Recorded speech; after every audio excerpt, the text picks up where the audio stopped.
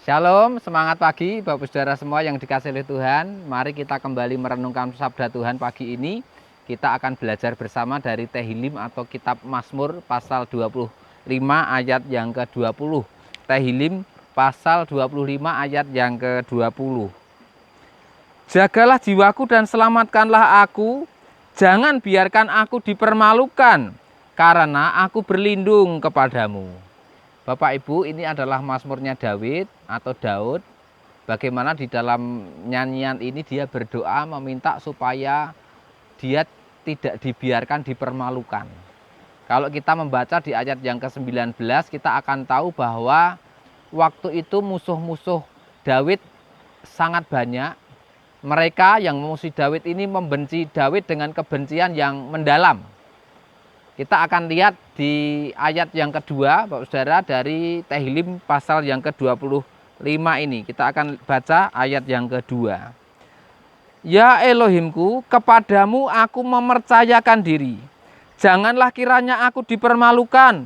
Jangan biarkan musuhku menang atasku. Dari ayat yang kedua itu, Bapak Saudara, kita mengerti, kita memahami bahwa Daud ini akan merasa malu bila sampai musuh-musuhnya menang atas dirinya. Saya akan lanjutkan lagi pembacaannya di ayat yang ketiga. Juga semua orang yang menanti-nantikan engkau tidak akan menjadi malu. Mereka yang berbuat khianat tanpa alasan akan menjadi malu.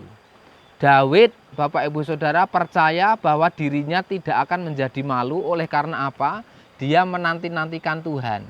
Ia tidak berkhianat kepada Tuhan. Dan yang akan dipermalukan adalah mereka yang berkhianat kepada Tuhan, sedangkan Daud tidak berkhianat kepada Tuhan. Nah, mengapa lagi Bapak Ibu Saudara Daud ini berdoa supaya tidak dibiarkan dipermalukan, Saudara? Kita akan baca di ayat yang ke-16 dan ayat yang ke-17 dari kitab Mazmur ini. Berpalinglah kepadaku dan kasihanilah aku karena aku sendirian dan tertindas. Kesusahan hatiku bertambah besar. Keluarkanlah aku dari kesesakanku. Daud merasa bahwa dirinya sendirian. Daud merasa dirinya tertindas. Dia mengalami kesusahan dan kesesakan. Maka dia malu. Maka dia tidak ingin terus berada pada kehidupan atau suasana yang malu tersebut. Kita akan baca ayat selanjutnya di ayat yang ke-18, Bapak Saudara. Lihatlah kesengsaraanku dan penderitaanku dan hapuslah segala dosaku. Daud menyadari Bapak Ibu bahwa dia ini sengsara dan menderita dan dirinya merasa berdosa, dirinya ingat akan dosanya di masa yang lalu. Maka akibat dosa yang pernah dilakukannya di masa lalu itu, dirinya merasa malu. Dan orang lain dapat mempermalukan dirinya tentunya, mengejeknya akibat dosa-dosa yang pernah dia perbuat. Kita akan baca di ayat yang ke-7 dari kitab Mazmur tadi, ayat yang ke-25.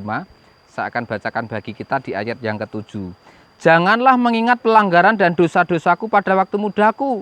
Menurut kasih setiamu ingatlah aku karena kebaikanmu ya Yahweh. Dan ayat yang ke-11 Bapak Ibu. Demi namamu ya Yahweh, ampunkanlah kesalahanku karena kesalahanku itu besar. Ia mengaku bahwa kesalahannya waktu itu sungguh besar.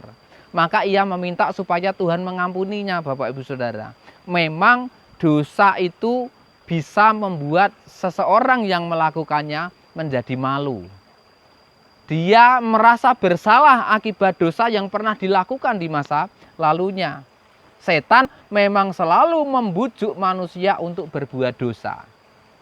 Dia bisa merayu orang, termasuk orang percaya, dengan mengatakan melalui ayat firman Tuhan bahwa roh itu memang penurut tetapi daging itu lemah. Kita masih hidup dalam darah dan daging, kalau berbuat dosa ya wajar karena daging itu lemah. Kalau kita berbuat dosa dan kita meminta ampun kepada Tuhan, maka Tuhan akan mengampuni kita. Itu rayuan setan, Saudara. Maka ketika seseorang berbuat dosa seperti yang dibujukkan oleh setan kepadanya, maka suatu saat setan menuduh dia. Setan mendakwa dia, kamu itu sebagai orang yang berdosa, orang yang tidak layak di hadapan Tuhan. Engkau tidak mampu melawan dosa. Itulah pekerjaan setan, Bapak Saudara. Tadinya merayu untuk orang berbuat dosa, tetapi ketika seseorang berbuat dosa, dia menyalahkan, dia mendakwanya, dia membuat orang yang berdosa tadi merasa malu dan merasa bersalah. Mari kita baca, saudara, di kitab Roma pasal 6 ayat 19 sampai dengan ayat yang ke-21. Roma pasal 6 ayat 19 sampai dengan 21. Aku berkata secara manusiawi karena kelemahan dagingmu. Sebab sama seperti kamu menyerahkan anggota tubuhmu sebagai hamba kepada kecemaran dan kepada kedurhakaan demi kedurhakaan. Demikianlah sekarang. Serahkanlah anggota tubuhmu kepada kebenaran bagi pengudusan. Sebab ketika kamu adalah hamba dosa, kamu bebas terhadap kebenaran. Oleh karena itu, kamu memperoleh buah apakah pada waktu itu? Yang karenanya kamu sekarang menjadi malu. Karena akhir dari hal-hal itu adalah kematian.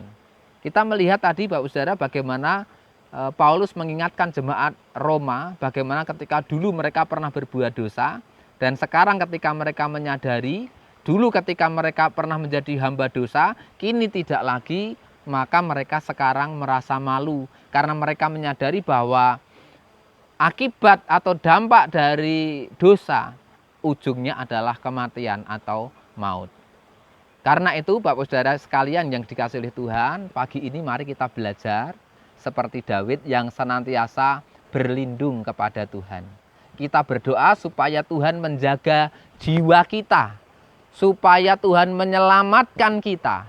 Kita berdoa supaya kita tidak dibiarkan Tuhan dipermalukan oleh orang-orang yang memusuhi kita. Kita berdoa supaya Tuhan melakukan pembelaannya bagi kita. Kita juga berdoa supaya kita dimampukan melawan dosa.